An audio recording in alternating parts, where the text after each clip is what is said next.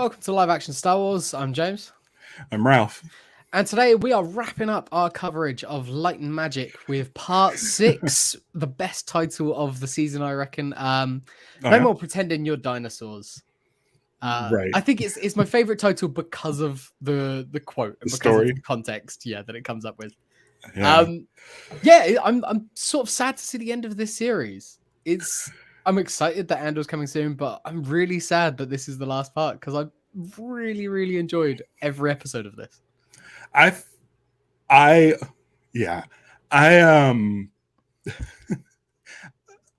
would like more of the earlier stuff.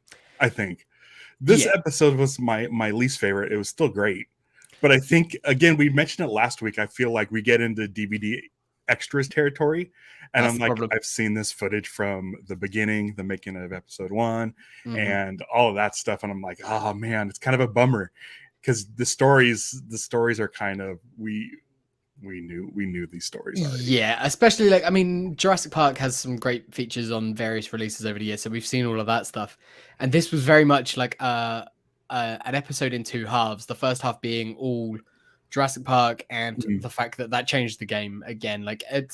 There's been basically a game-changing moment almost every episode, but that one sort of set us off, and we've been saying it all along. That's what sort of set the computer graphics revolution, and that is now the standard.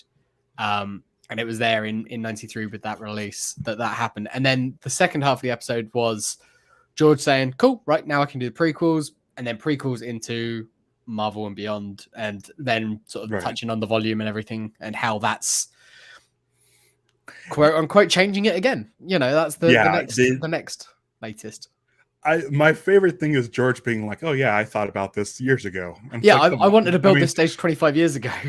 I'm assuming I would say he's probably correct. I'm assuming he's correct, but it's just funny that you go from George saying, I don't know how to operate a computer, I don't know how to operate my phone, and then just like being like, oh yeah, I wanted this to happen.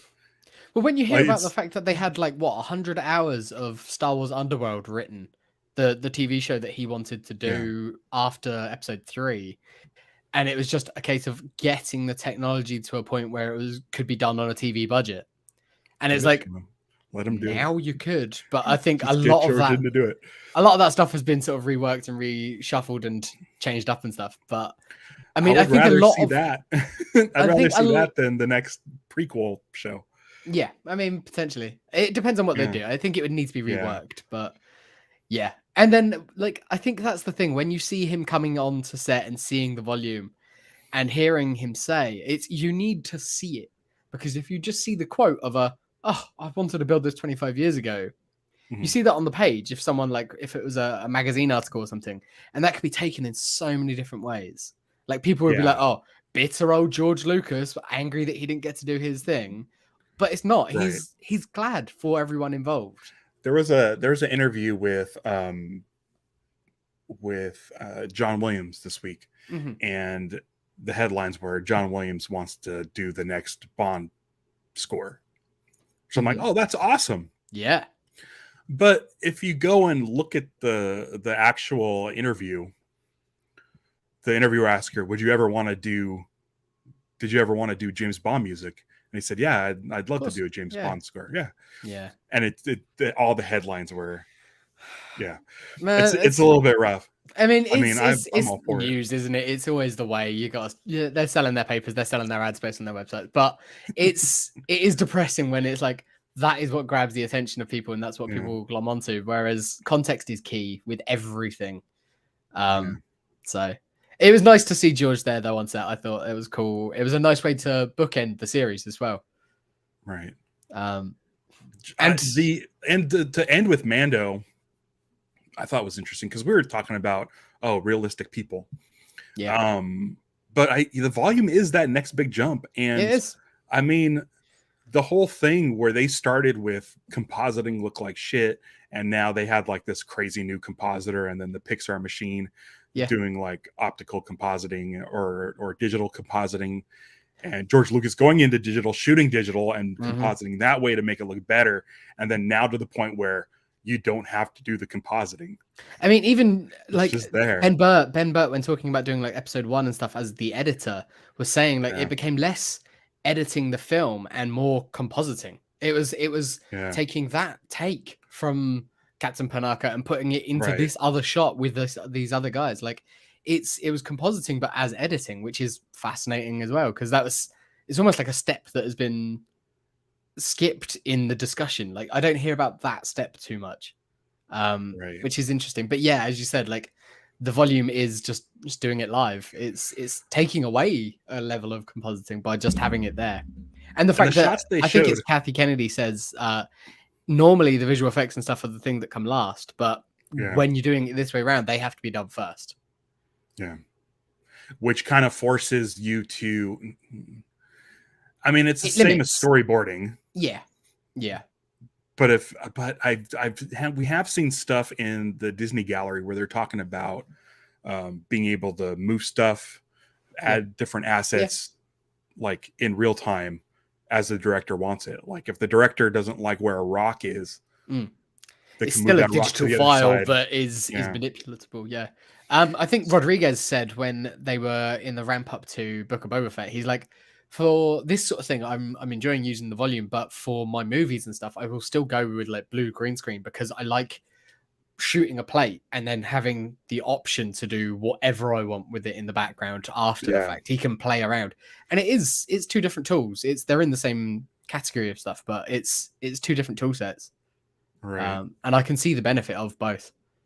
It was super cool though, and it was weird seeing. Like we're talking about the volume now, it's at the end of the episode, but we don't ever stick to any sort of time frame with these. No. Seeing how people sort of move on from things. It took years, and it was all models and animation, and then stop motion, and then digital and blue screen and everything. And that became it was the standard for 5 years, 10 years, 20 years. We've had the volume now for 3 years, and we're kind of already over it and looking for the next thing, or going, isn't it nice that Andor is going to be shot all without the volume? Is that exponential? Sure? There's got to be some, right? Or is it not? I think they've said that none of it. But I don't know. I don't know if they mean like none of the big spectacle stuff, or if they mean like straight up not been used at all. But I don't know if they've got one built over here yet. So, and they know Andor was like pretty much shot exclusively in the UK. So it's such a cool thing. There's the story where they say like some producer, someone came into the volume and thought that they built a set, and I'm like, I don't know. I want to get in it. That's the thing, is I want to be in there to see how it messes with your eye. Because I'm like, how you clearly are walking into, you see the back of the monitors when you're walking in, but I want to see. I thought he meant when he was seeing like dailies and stuff. It might not be the case, but I thought he was seeing showed footage of someone walking in there, and I'm like, how do you not know, dude? Like it was the scene with the Imperial, and he was to see the baby. I thought it was he'd seen like the dailies of that. He's like, I thought we weren't building sets. And he's like, no. That the only thing that we built is like the desk and some boxes. Yeah. Right. But then you see them stood in front of it as like the volume goes to hyperspace essentially, and it's like, I want to be stood there for that, because that would be incredible. Would you get dizzy? Would you? Who knows? Like I'm I feel like I'd be triggered somehow. Yeah. I feel like I'd want to be sitting for that, because those guys are just standing there. I'm like, how? Yeah. How are you just standing? And it's when you see them stood there as well, and it's like it goes from just like the sort of the test like blank screen, and then it just flicks on the and startup screen. You're instantly in that world. It's like, how is that not disorientating? Right. Yeah. I have no idea. It's weird, but it's super cool, and it's an amazing bit of kit, and I'm glad that we've got it. It does work, but we see the limits of it. I think Obi-Wan was the one where we all sort of started to see the limitations of it at the moment, but it's still so new. We should say hi to some people. Yeah. Here, I'll do it. Sarah's here. Hi, Sarah. Dinner was good. Thank you. I got leftovers. Rick is here. And by the way, so like right now, I told this to James, like last night, my computer just completely took a dump. And there's a lot of stuff going on with it. And I spent way too much time. I spent like almost 8 hours trying to fix up stuff, and I have 2 minutes left on migrating a large 375 megabyte or gigabyte file to my hard drive, and it's got 2 minutes left. And I missed dinner last night, and I was glad that if we lose Ralph, don't worry, I'll keep vamping until he comes back. Yeah, I'll be able to pop back in, but it says about a minute, so we'll see. We'll see if I can start getting spinning wheels. Rick is here. Jeremy's here. Lucha Johnny, good morning. Yeah, Stevie said they could have spent more time in between Jurassic Park and Mando. Yeah, they sort of like talked about. There was a couple of other Jurassic things, Park. Casper. They talked about. Yeah, a little weird of all the things, Casper, and then the prequels. But then they kind of went back and like showed some stuff from like Forrest Gump and things like that. Yeah, sort of when it was relevant in the conversation, but not chronologically. It was all that. Yeah, the Forrest Gump jump was just like, oh, and now here's some stuff from Forrest Gump. Yeah. When actually, like, the CG work in that is really interesting because they talk about it, and it's a case of all the different types of. You can do the big spectacle stuff where everyone knows it's a visual effect, but hey, look how realistic we can make it. And then you do the subtle stuff in Forrest Gump where you're taking out someone's legs, you're putting in ping pong balls because there's no way that he's doing it that well, sort of thing. And it's the trick of the eye stuff that's oftentimes, I think, more impressive. Right. Because you just believe it without even thinking about it. Right. Jeremy says they felt like they realized they were coming to the end of their TED Talk to rush to get everything to the end. We kind of had that suspicion, but I mean, sorry, my file just migrated. Is it done? Is it done? Oh, good. So, here, you go through the rest. You go through the rest of them. I have one thing to do. Yes. I think that's everyone. Oh, Scott D's here as well. Nice to see you, Scott D. Scott D. House of the Dragon are using their own version of the volume. I think everyone sort of the volume is what it seems like Lucasfilm are calling it in-house, with stagecraft being like the tool that everyone is now jumping onto it. But yeah, it's not going away. It's gonna be the new thing. I think that a lot of studios start building. Yeah, I want to say the first film to use the volume or a version of the volume is the Tom Cruise film that Joseph Kosinski directed called Oblivion. Yes. If you've seen that movie where his apartment's like kind of hovering in the clouds, there's some great behind the scenes stuff on Oblivion. I rewatched Oblivion recently. I actually liked it more the second go.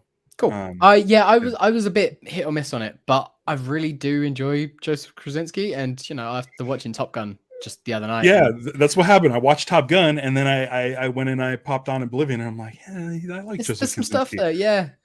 And you and I are both big fans of Tron Legacy. I love Tron Legacy. He should do a Star Wars, but if he's only doing stuff with Tom Cruise now, I'm fine with Tom Cruise being in a Star Wars.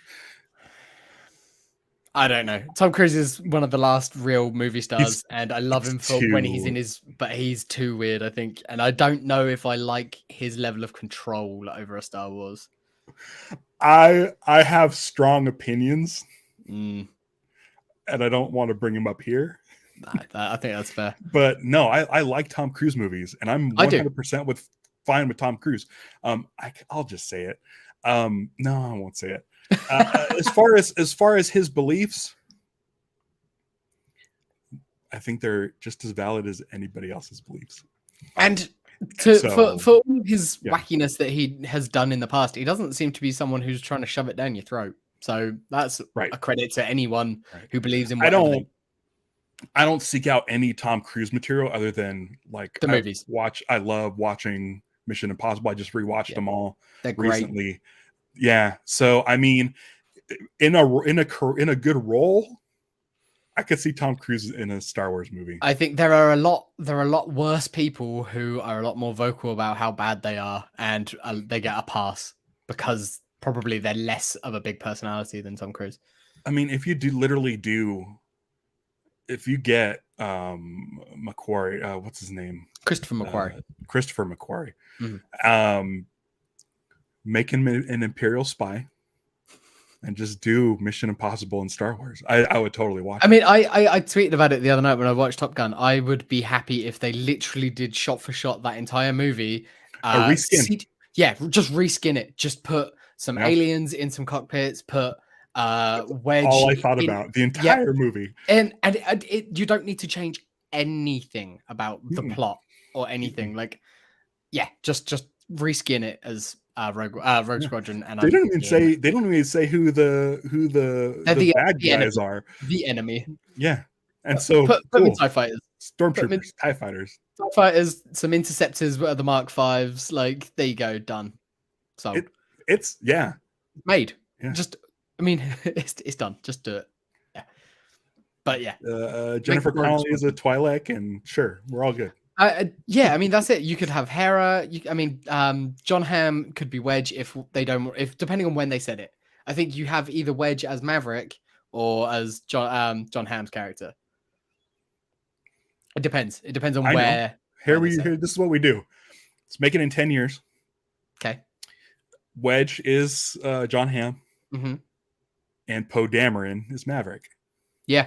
He can't get out of the cockpit. He should be an admiral. How are we not heard anything about Rogue Squadron?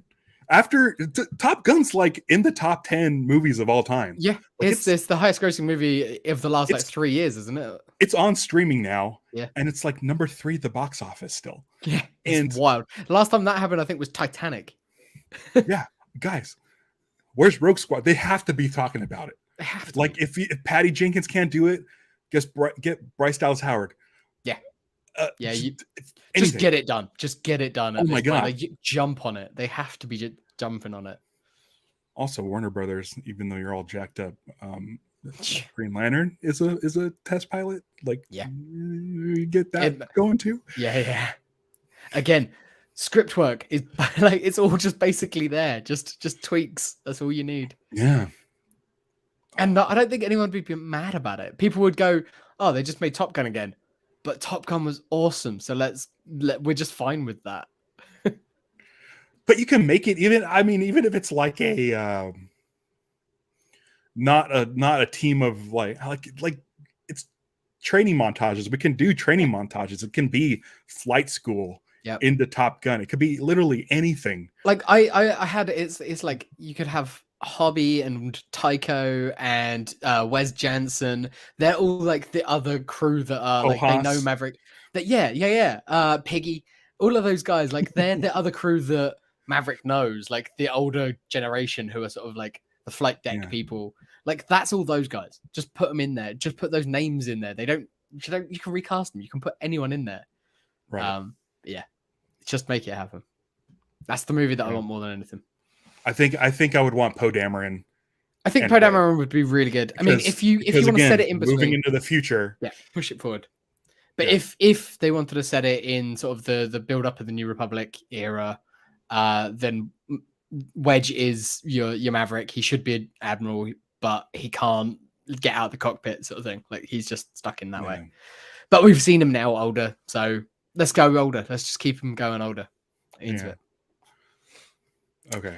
So that's Rogue Squadron, and then that's Rogue Squadron. But then but Rogue Squadron, give it to Kaczynski.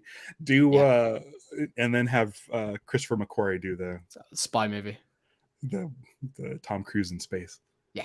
That'd be cool. Yeah. Jurassic Park really did change the game, though, didn't it? And everything. I like. It still looks good. We talked about it a few weeks over the course of a few weeks. I liked getting the personal side of the behind the scenes with this episode. We know how the movie got made. We know a lot of that stuff. So seeing that Phil Tippett of it all. But the Phil Tippett of it all, and seeing his reaction. Phil Tippett just seems like the nicest person, and there was a sadness like in his eyes even as he's talking about it, but also like hey, that was the way to go with it. It was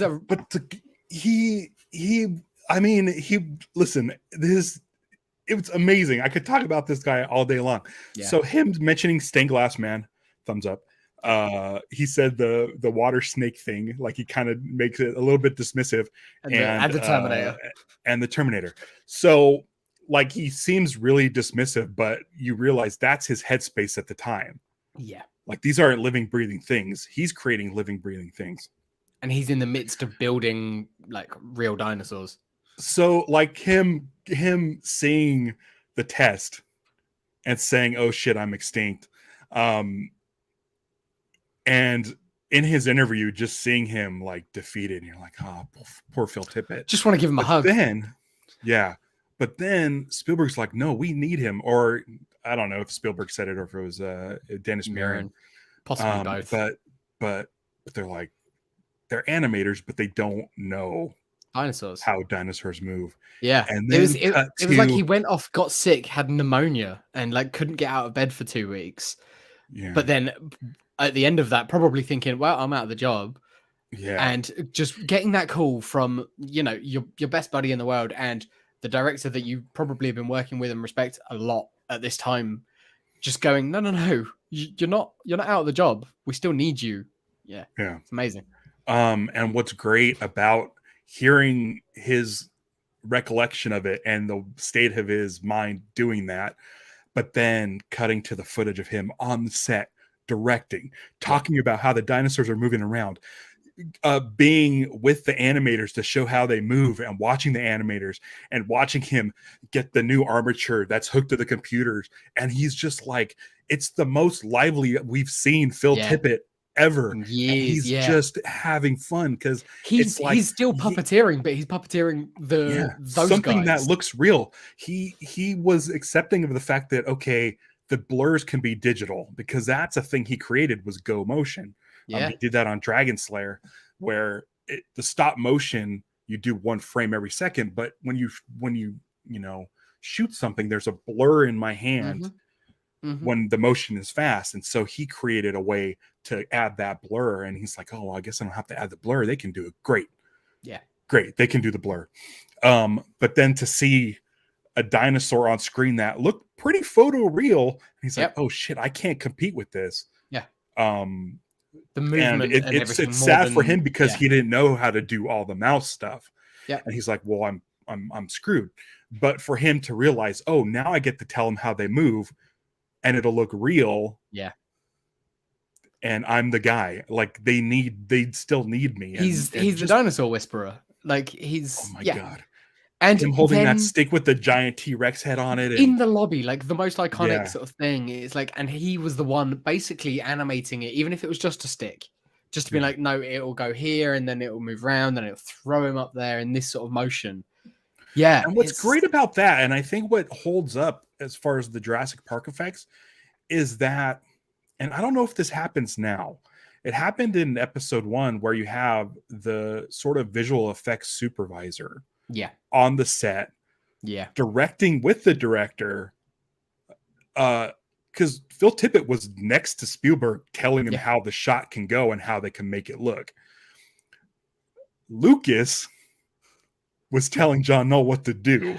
This is how I'm doing it, and you got to make sure this happens, and you got to make sure this happens. And John Knoll wasn't like, John Knoll was for like, you're crazy, but I guess I'll figure it out later. Instead of John Knoll being able to talk to George, because he's been a fan of George his whole life. Of course, he's not going to say no. He's not going to be able to say like, no, we don't it like this. We'll get the shot. Will look great if we do it up here and then pan down and do it like that.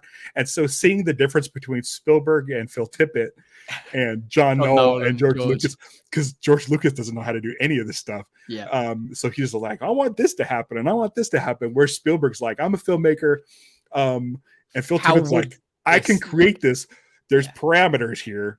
And if you want this done, this is going to be the most dynamic shot you're going to get by moving the camera here. And it's going to take this much time, because his brain, Phil Tippett's brain, we've learned that it's in stop motion. His brain works in a sort of stop motion speed. And so, sorry, I'm animated. Phil Tippett's in the room.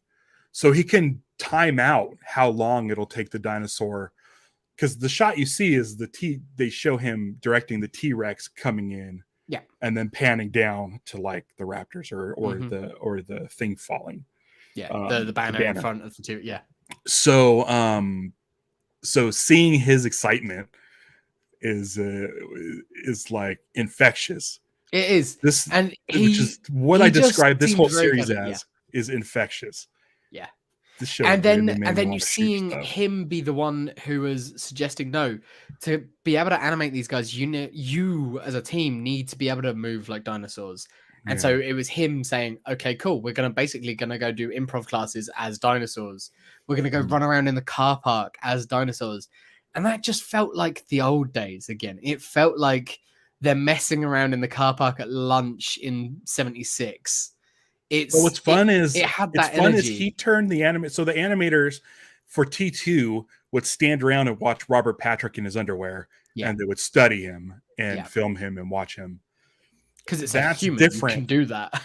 That's different. That's a performance. But you need to get that same performance as these dinosaurs. So you need to go figure out what it's like to be these dinosaurs. Yeah. And you go film yourself doing it. Yeah. And you'll know like what it takes to get over that log. And yeah, the effort put in. And like the shots, when you see that gang of them running over just the plastic. It looks like it. It's this shot. It's the same shot as in the movie. It's like, it's right there. And yeah, they've got the bounce to them. They've got all of that. And it's great. And it just made me go like, okay, cool. A lot of those people might have been there from the old days. They might have come in at various points. They might not be the people that were running around in the car park, but that same energy, that same feeling that the company has kept, clearly. But they're older now, so when they fall over, they break their animating arm, and then they're told no more running around in the car park like idiots. Yeah. But it worked. It worked. I guarantee you that in Jurassic World Dominion, which I haven't seen.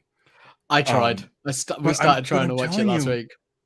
I'm telling you, I bet you the animators are just basing the animals off of what they've seen in Jurassic Park. Yeah.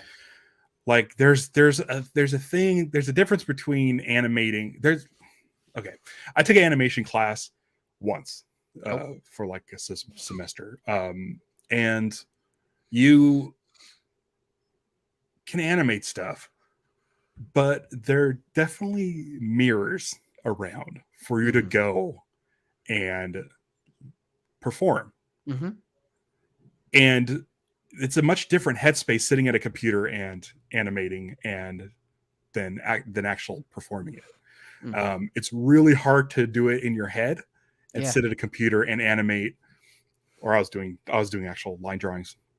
It's really difficult to like do that mentally. Like you have to physically get up and do it to feel have the reference. Yeah. Yeah.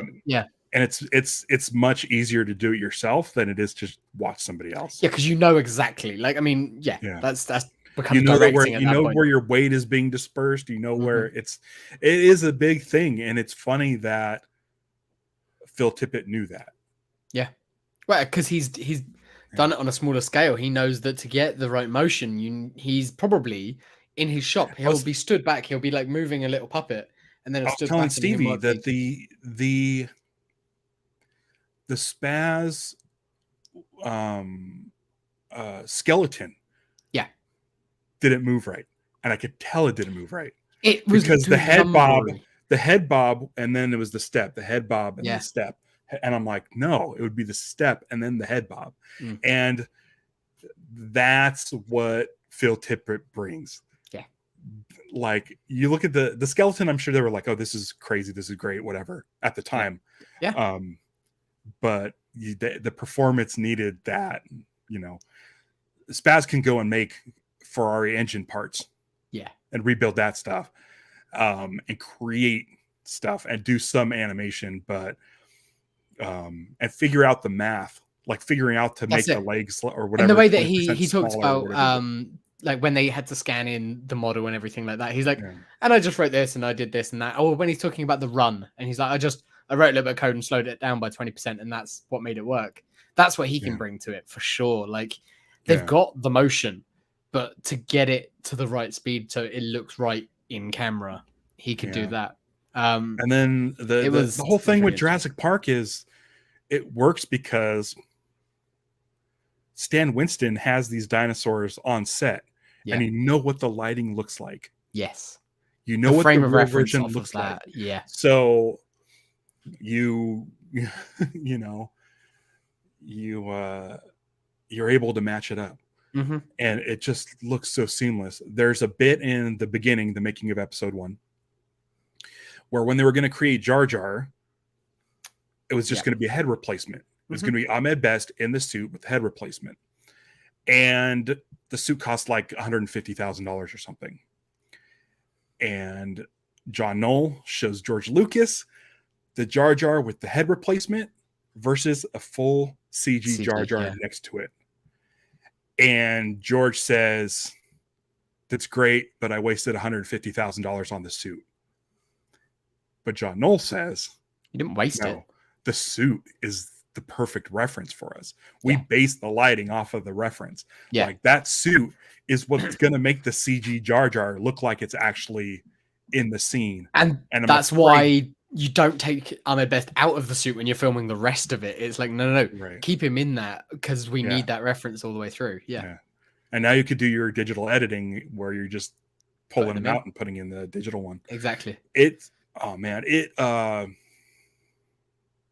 I think Jar Jar still looks good.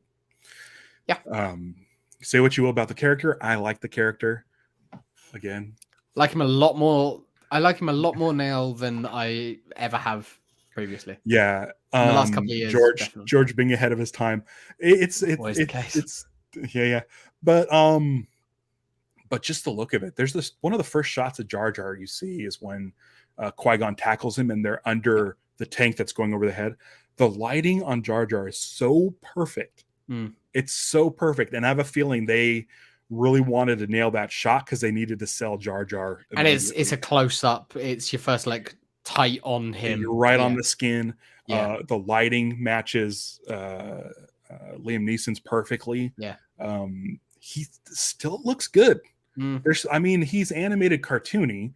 And so your brain is going, a man would fit in that costume. So it's a CG guy, but the more I watch it, the less I think of it as a cartoon, and the less I think of it as a CG guy. And now I'm watching the whole frame, and just Jar Jar just is there instead of me just being like, "What is that thing that I've never seen before?" So, I think they probably have some dinosaur heads on sticks for like the new Jurassic Park to get lighting references and stuff, but I don't know, man. I feel like you need a Stan Winston, or a Phil Tippett to have a puppet performance on the set. But that's the thing, like without Stan Winston himself, like, okay, sure, Stan Winston Studios, I think, are still involved with the Jurassic movies. But Phil Tippett, certainly isn't. It might get a thank you at the end in the credits, but Phil Tippett in Jurassic Park gets a crazy credit. It's like dinosaur action. It's like dinosaur action directed by or created by Phil Tippett. And we were discussing it in the build up to this where it was like it should have been Phil Tippett's movie, it became Dennis Muren's movie, but it really was a marriage of both of them. Like it really, really was. And it was hearing Dennis talk about it after the fact, and he's like, look, I like pushing the technology and stuff forward, but I didn't want it to like have a negative effect on my relationship with my best friend, because it is, and they say it when everyone's going through what Industrial Light and Magic means to them as the words, and it's like it still is an industry, it still is, it's a business. And then everyone saying the same thing at the end of the Jurassic Park talk with when that came out, they all knew, and George knew, and they were all like, that is it. Like that's the end of an era and a beginning of a new one. The model shop, they were expecting the model shop to close up within the next sort of 2-3 years, and it happened within a matter of months, basically. Well, it's nuts because like, what was 11 years ago? 2012, 2011? Like 2011, yeah. So I associate that with like Green Lantern and Thor came out. Yeah, it was the year before Avengers. Yeah. Yeah. So 11 years before Jurassic Park was Tron. Wow. Yeah. Yeah. 82 to 93 is a huge jump in computer animation. Yeah, that's wild. They got everyone who could do computer generated images and just freaking hyperspace. Yeah. Hyperspace. Like Stained Glass Man was 3 years Was that 85? Was 3 years after? I think it was. Yeah, I think they said 3 it years was after 85. Tron, and Yeah. that's a huge leap. Yeah. And then 4 years after that is Abyss. Yeah. And then 2 Yeah. years, and then is Jurassic T2, Park. and then Jurassic Park is 2 years after that. 2 It's years later. nuts, 2 years man. later, we've got Toy Story, which is full. Yeah. You know, it's Yeah, and then 2 years later, special edition. yeah, and Jabba, yeah. Jabba doesn't look great, but No, there's some George problems, but was like, I want to do this. I want a Jurassic Park up Star Wars, so put a yeah. Ronto in there. We'll call it a Ronto. But it's one of those things where it's like this shit happened fast. Yeah, it happened real fast. That's what I was saying with the volume and the exponential speed up. Like as it starts to go, you go 11 years between Tron and Jurassic Park, but then you got 3 years, 2 years, 1 year, like, and now it's like 3 years from this brand new thing, and we're like, okay, cool, well, I get it, I've seen it. What's interesting about this, and I think it's kind of a misstep, so I'm putting Lawrence Kasdan on blast, is that episode 1 had the most model shots of any film ever. And it may still hold the record. And I'm surprised they didn't bring that up. They talked about there would be times after Jurassic Park and stuff where they might not be working full time. But it's like it didn't go up. I said it earlier on that it closed up. It's like no. It was a case of not every film is going to require as a full complement of models, but it still was there, and there were still people in the model shop. It's kind of interesting. I could have probably used an 8th episode. It's kind of interesting that they didn't mention Young Indiana Jones Chronicles. There's a lot that they sort of skimmed over. I mean, which I feel like that was a testing ground. But I mean, Casper like. My biggest thing with Casper is when they were talking about it, it was Roger Guyatt. That was when Roger Guyatt came into the picture, was with Casper. Okay. And last week when we saw the sort of montage of people talking about things, I thought that Roger Guyatt was what's his name from Apple, or formerly of Apple, Johnny Ive. And it's not. It's just they've got the similar British accent. They've both got bald head, and apparently they both like working on things that are like stark white. So I was just like, oh, okay, cool, right. Roger Guyatt isn't Johnny Ive, but I know Guyatt by name, just because again he's ILM. But yeah, that was interesting. Like, yeah, I think the thing with Casper, what they were talking about, it was like twice the amount of screen time of CG shots than Jurassic Park, and it was only a year later. Yeah. It's that ramp up of everything. But I want to say that Young Indiana Jones Chronicles, I believe, was George Lucas's proof of concept of what he could do with digital, and I know they did a lot of model work. It was also like screen and model work. The Rick McCullen like coming in on there, wasn't it? That was when he joined. Yeah, because there's things like Watto, or the sort of pit, the pit area for where they do the chance cubes. Oh yeah. Watto does the chance cubes and stuff. Like that's a model. Yeah, that's 100% green screen. Them standing in a model. Like that stuff I find fascinating. The digital compositing really works. Like that stuff you don't think you're like, it might not be a set, it might be green screen, but it's a model, so it's real. But it is as you guys have said, and people in the comments are saying about like the things that they would have liked to have seen. It feels like, okay, they've got 6 episodes, they can tell a linear story, and it's a case of the progression of technology. But then you go to talk about the fact that the most models were used in episode 1, and even when we were covering like episode 3, like a lot of that, like the lava river was a model and everything as well. So it's like they were still doing model stuff all the way through. They probably still are now. But well, they did it in The Mandalorian. They did, yeah, of course they did. Yeah. And I think that was just a, hey, look, we're still using old technology as well. And isn't it cool that John Knoll just comes in and builds this rig without anyone asking? John Knoll doing his own Spaz Williams, I'm going to make a dinosaur skeleton. Absolutely. He's like, I'm making Star Wars. He just finished Rogue One. Yeah. Which is his, like, that's the height, is you created a Star Wars story. And then you're like, where else do I go? He's like, I'm still working on Star Wars, but he's still like got that engineer. I want to be John Dykstra. I want to be one of those guys. And he's just like, he just goes and makes a motion control camera or a motion control rig Yeah. for But Razor you Crest and mentioning calls the Dijkstra, it's model like maker. the Dijkstra arm, isn't it? It's the equivalent of that. It's just Yeah. making it himself. Spaz and DP like just doing the dinosaurs as an after hours project. Yeah. It's Yeah. it's cool. It's nice seeing that. But yeah, it would have almost like taken the narrative back a step to go, yeah, we can do all of this, but then we also made loads of models for episode 1, but then the way that you could do that if they had more time would be the compositing of the two together, the merging of the old and the new. But again, we've got a lot of that stuff in the documentaries and all the other documentaries for each individual film. Yeah, the Favreau. Yeah, I like him. I do. He comes out good in this for me. Mm. I have issues. I have issues with him trying to make things cool. He's very camera ready, I will say, about Favreau, and it comes from being an actor. Yeah. I think he's always got the right thing to say. Yeah. And the thing about this whole thing is, this made me want to watch Mandalorian. It made me want to watch Jurassic Park. It didn't make me want to watch Casper. I think that's why I didn't want it in there, because this whole thing, I want to watch Raiders. I want to watch Star Wars. I want to watch T2, Abyss. T2. Yeah. I want to watch all these things. Yeah. But I'm like, not Casper. But but just seeing like the shots from Mandalorian, and I'm like, oh, these are really good shots.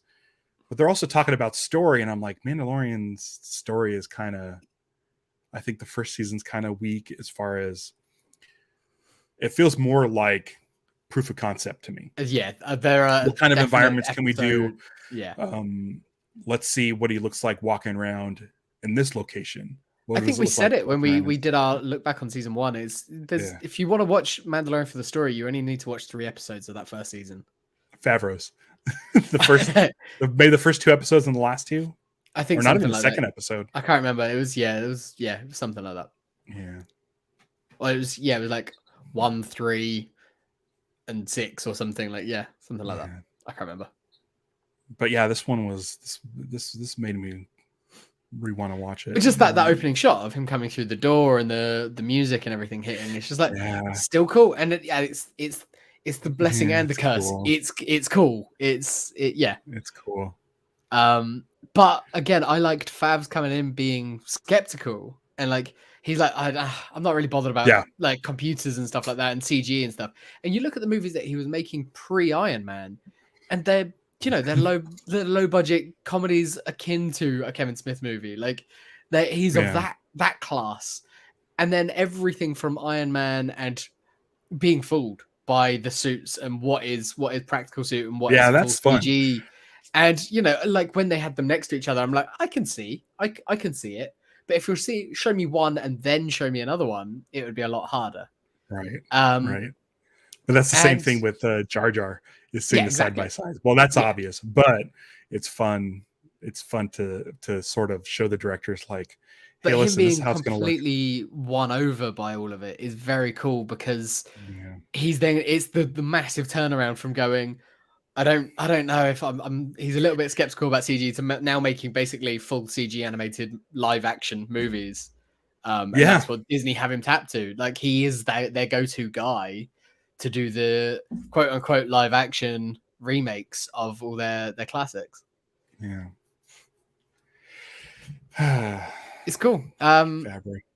Yeah, I think that's the best thing to do about. And I mean, him and Filoni, both of them, it's a big sigh. I love that they're around. I love that they're doing it, and I don't know if I'd pick anyone in their place, but there are times where you're like, just okay. It's hard because we've entered the era of fan films, and that's not like a derogatory. Nope. But J.J. Abrams, huge fan of Star Wars. Gareth Edwards, Ron Howard sort of in the family, I feel. Yeah. But like Favreau and Filoni and all these guys, even John Knoll. Yeah. We said it a couple, like, Doug Chang, they're fans of Star Wars. Yeah. And so now the farther you get away from George, it's people like Rian Johnson, who I've always wanted to make Star Wars. I've always played Star Wars toys, and now I get to do it. I want to put everything I've ever wanted to see in a Star Wars movie into one movie. And so a lot of times you might lose sight of story because it's cool that you're doing Star Wars. I feel like sometimes like I big fan of Last Jedi, but sometimes I can understand people's hesitations on it and things, and the subverting for the sake of subverting or whatever you want to do it. It's whatever criticisms people want to like put on it. It's like they're all valid. Anyone's criticism is valid as long as it's not just it's shit. I don't like it. Like that's The funny thing is all the subversive stuff is all the stuff I like. That's all the stuff I like. But then like Rian Johnson was like, I've always wanted to do like my own cantina, but I want to see a casino in Star Wars. And it's like, this is my one shot. And I'm like, oh boy, it's a little over. It's a little much. But that's the thing. It's you gotta get out of your head that you're making a Star Wars movie and just make a good movie. Yeah. I think of all of them, all of the Disney era stuff. I think that Gareth Edwards had his sort of emotions in check. It felt like, and it might just be his style of doing it handheld. Yeah. It's not grand sweeping shots. It's not steady cam shots. And so I feel like he's more like, I feel like Rogue One feels like the most pure actual Star Wars. And then like, of course, Disney with that film. Though, the difference is we don't know what was him and what was Tony Gilroy. Like, I have a hunch, but the two of them, they have a similar sort of style. There's a lot of handheld. There's a lot of like, you can see why Gilroy came in. So we'll see. And I think I have a hunch. Yeah. I feel like Gilroy mostly just took stuff away and trimmed it down. Yeah, I think so. Tightened it up a little bit. Yeah, I've heard that the sort of Gareth Edwards version was a bit longer, and based on the trailer, we've seen that. Based on Godzilla, like you look at the difference between Monsters, his first film, and Godzilla, where he had basically a blank check to do whatever, and they're vastly different. Like Monsters is a really tight, small, like indie film, and then Godzilla, I really enjoy his Godzilla, but it's really big, it's sprawling, and it's totally different to what I think a lot of people expected. Yeah. I liked the dirty Star Wars. Yeah. I like the handheld a little bit more. And leads us like nicely as much as I like Force Awakens, to like the steady cam shots through the hallways and stuff, that doesn't look like Star Wars. That's why I like Bryce Dallas Howard so much. She's done great. Her Star Wars action scenes are like perfect. They're in hallways. I think it took a while because I didn't like her first episode of Mando. I think it's my least favorite in season 1. But I think that one it's mostly because we've seen that story in Star Wars like 3 different times in different shows and stuff, and in film just in general.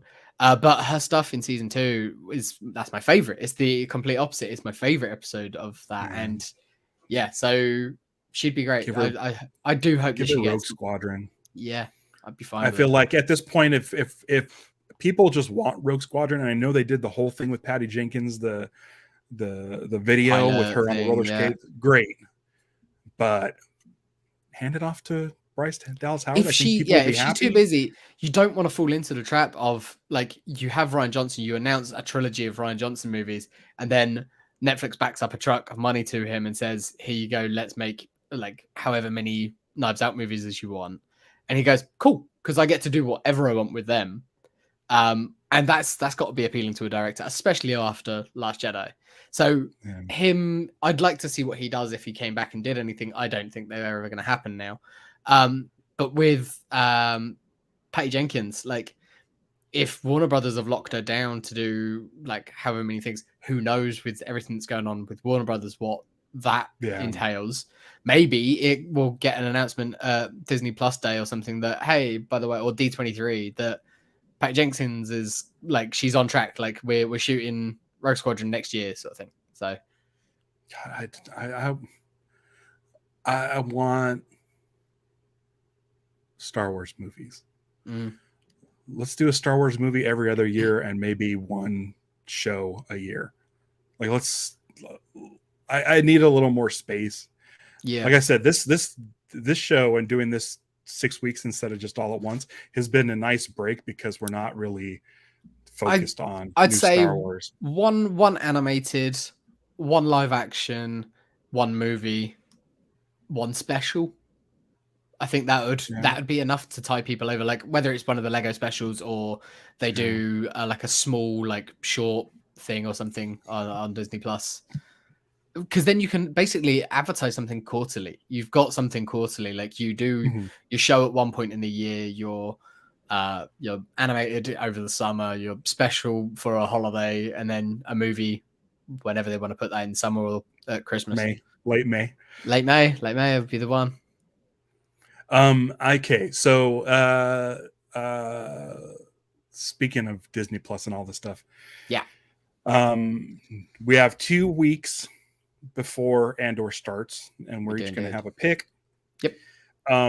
Somewhere in there is dropping that Obi-Wan Disney. It's not Disney Gallery. So Obi-Wan behind the scenes doc. Yeah, we may have to do like a bonus episode somewhere on an off day.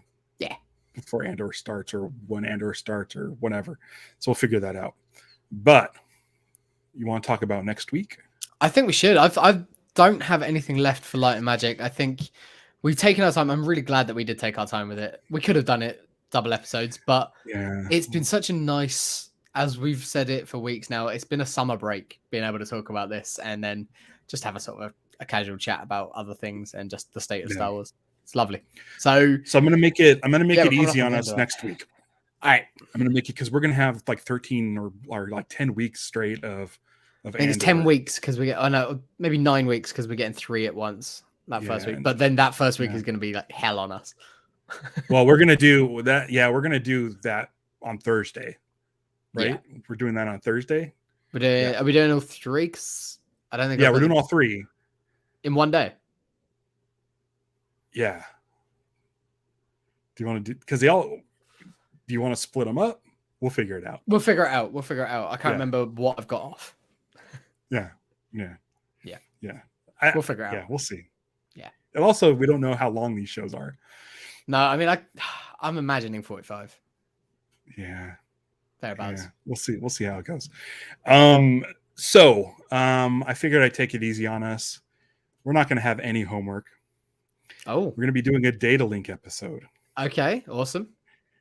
And we will be discussing Portroids with Rick DeMint. Hey, we're getting Rick back finally doing it. Yes, amazing. Rick we've got no homework, but we do have homework. We've got to scan through an Instagram feed. We're going to do that live on the show. Oh, amazing. Oh, cool. No homework. So we've talked about this before. We talked about Portroids. If you go and watch, if you're listening on here, go to YouTube at liveactionstarwars.com and check out our Galactic Star Cruiser episode with Rick. He does this project that's Portroids. He's been doing it for years. So cool. He'll take a Polaroid of a person, and that person will sign the bottom autograph, hopefully. Sign the bottom of that Polaroid. Yep. He'll scan it and upload it to his website and Instagram at Portroids. And we mentioned back then, and we've mentioned this since the start of the show, that we've always wanted to bring Rick on to talk about just the Star Wars stuff. Relevant portraits that he's taken of, like Daisy Ridley and everyone, everybody. and it's one of those things where I'm like, okay, I'll just go find the ones that I'm interested in talking about, and then we'll discuss it. Well, Rick went and created sw.portroids. I think that's what it is. Rick can correct me if I'm wrong, on Instagram. Yep. And if you go to sw.portroids, he's culled all the Star Wars ones into one feed, and so it'll be way easier for us to look at that. We're going to pop up the feed. We're going to have Rick here. We're going to go through the feed, and we're going to pour through it and just like talk about like how he got the picture, when it was happening, when it happened, and what they were there advertising or like and promoting, where they were. Yeah, all of this. and if they don't sign it, does that mean they're a jerk? Were they too if busy? they left a little extra message, if they insisted Yeah. that Rick be in the picture as well, because there's definitely some of the Portroids there, whoever it Yeah. is what have wanted that. So yeah. So it's going to be fun. Like I highly recommend everybody go right now at Portroids. I probably should have here. Portroids and sw.portroids.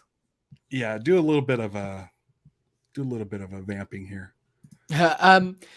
That's awesome. I'm really excited about that. I didn't know what Ralph mentioned that he had a guest lined up for next week. I wasn't sure what we were going to do, but that is very exciting. I'm looking forward to talking to Rick. There we go. That is Portroids, and on Portroids you'll find a link to SW. But if not, it's just sw.portroids. Yeah, you're gonna want to if you see definitely going to want to check it out. Do the stuff that the people presidents. Yeah, anywhere between anyone from presidents to this guy to Ralph. Yeah.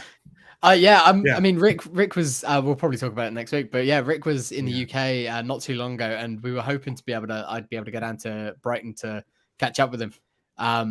And I think he was gonna do one for me as well, but I was working that day, unfortunately, so I couldn't make it. But he's got a picture of me at work. yeah, but you work at the time we're working somewhere fun. Is that I don't think Rick wants to come to a power station and take a picture of me in a security office. Right. Not really that glamorous. I'm so excited about this. Not the glamorous photos are the ones that he's taking anyway. A lot of the photos are like in the rain. Someone's got an umbrella up. It's great. This is how much Rick is looking forward to this. He's that much. If I'm not mistaken, he's going to be on vacation. Oh wow! Okay. And he got the green light from his awesome wife. That it sounded like fun. It sounded more like while he's doing this, she's going to go out and be able to do her morning run and have some time. Be alone away from Rick. I can't wait. Yeah. It's a long. This is like something we've talked about since like day one. Yeah, definitely. Yeah. So Rick was on for, was it one of the Book of Boba Fett episodes? Galactic Star Cruiser. I know that. Galactic Star Cruiser. Of course it was. Yes. Yeah. Yes. Which is a great, like, it's still making flights daily. Go check out that if you want to know about the Galactic Star Cruiser in Florida. Rick had nothing but good things to say about it. It was a really, really, really fun episode. So yeah, he was our first Data Link episode. He's actually like the reason why we created Data Link. Yeah, definitely. It wasn't necessarily live action Star Wars. So for those of you that are listening to this on audio, you can only get those Data Link episodes in the video form at Live Action Star Wars on YouTube. Yeah.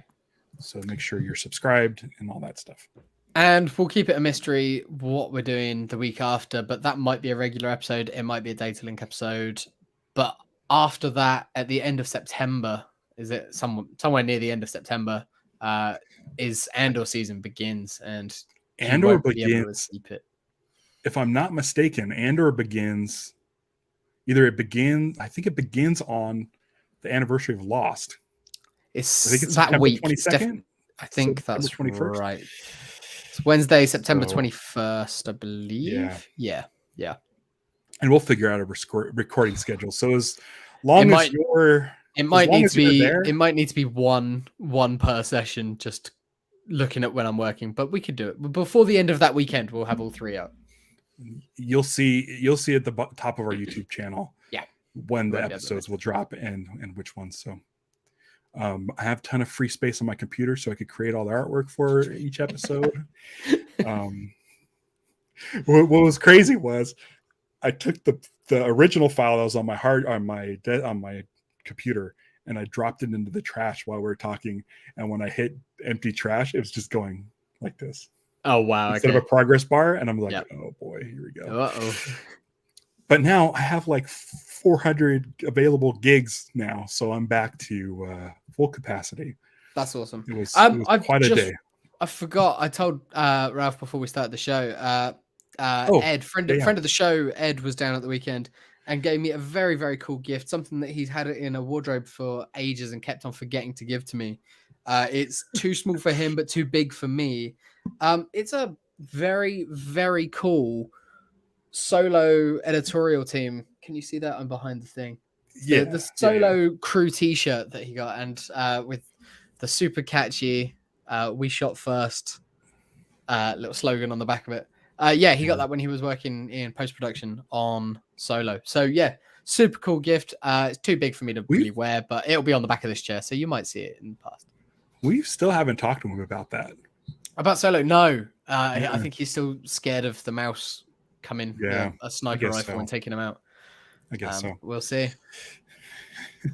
That's definitely not in reference to anything that we are all big fans of here. Thank you, Scott D, for that.